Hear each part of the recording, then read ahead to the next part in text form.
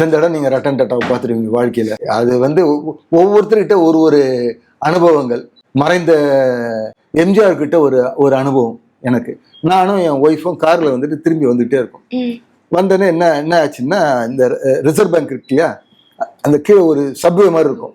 அந்த சப்வேல ஃபுல்லாக தண்ணி, அவர் கார் போய் மாட்டி நின்று போச்சு. சீஃப் மினிஸ்டர் இருக்கார். நான் என்ன பண்ணேன், உடனே என்கிட்ட இருந்த ஒரு காரில் கொஞ்சம் முன்னால் போய் நிப்பாட்டி,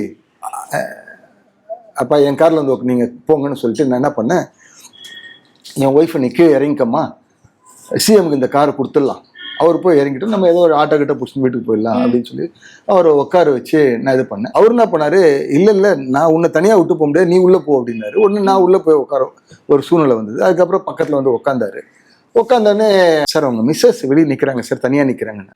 காரை விட்டு நேராக அங்கேருந்து நடந்து வந்து என் மிஸ்ஸஸ் கையெடுத்து கும்பிட்டு, அம்மா நீங்கள் வாங்கன்னு சொல்லி நான் முன்னால் உட்காந்துன்னு சொல்லி வந்து என் ஒய்ஃபை என் பக்கத்தில் உட்கார வச்சு அவரே கதவு சாத்திட்டு அவர் முன்னால் போய் உட்காரத்துக்கு போனார். அதுக்குள்ளே ஒயர்லெஸ்ல எல்லாம் போய் நிறைய கார்லாம் வந்துருச்சு.